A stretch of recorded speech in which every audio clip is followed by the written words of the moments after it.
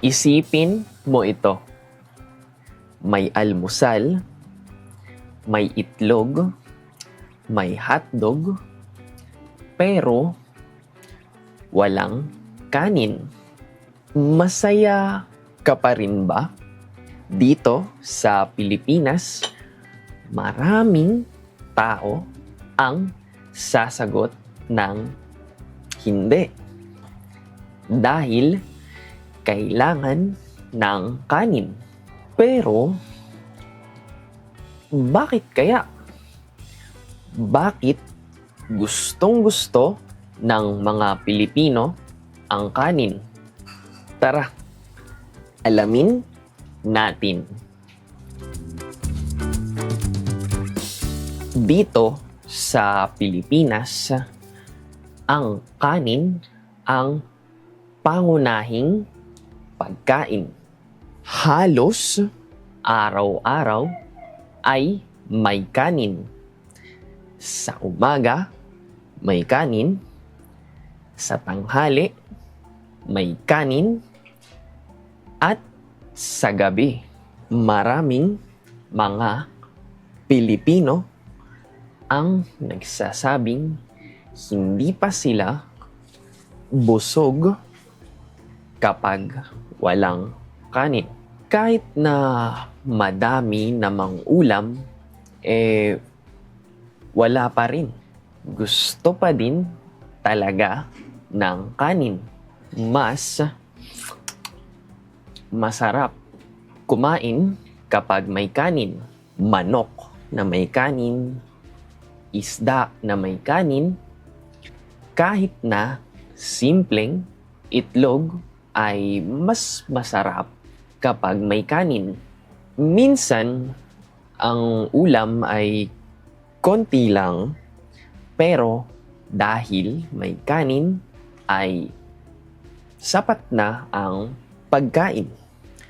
Isa pang dahilan ay maraming palayan dito sa Pilipinas. Maraming magsasaka ang nagtatanim ng palay. Mula sa palay, nagiging bigas. Mula sa bigas ay nagiging kanin. Kaya naman, matagal ng bahagi ng mga Pilipino ang kanin. Kapag may mga handaan ay may kanin. Pag may birthday, may fiesta, halos palagi ay merong malaking kaldero ng kanin. Para sa maraming mga Pilipino, ang kanin ay simbolo ng isang masayang pagsasama-sama. Pero, pwede bang walang kanin? May mga taong katulad ko na hindi mahilig sa kanin. Pero, konti lang. Kami ay mahilig sa tinapay, mga patatas, or pasta. Pero, dito sa Pilipinas ay maraming naghahanap ng kanin. Kapag walang kanin ay parang maikulang. Mahilig ang mga Pilipino sa kanin dahil ito ang pangunahing pagkain. Masarap kasama ng maraming mga ulam.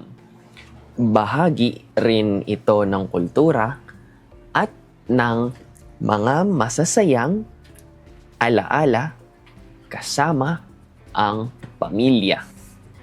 Kaya kapag pumunta ka dito sa Pilipinas ay huwag magugulat kung halos lahat ng mga pagkain dito ay merong kanin. Ikaw, sa bansa mo, ano ang pangunahing pagkain? Kanin ba? Tinapay? pasta o iba pa? Isulat sa comment section sa ibaba.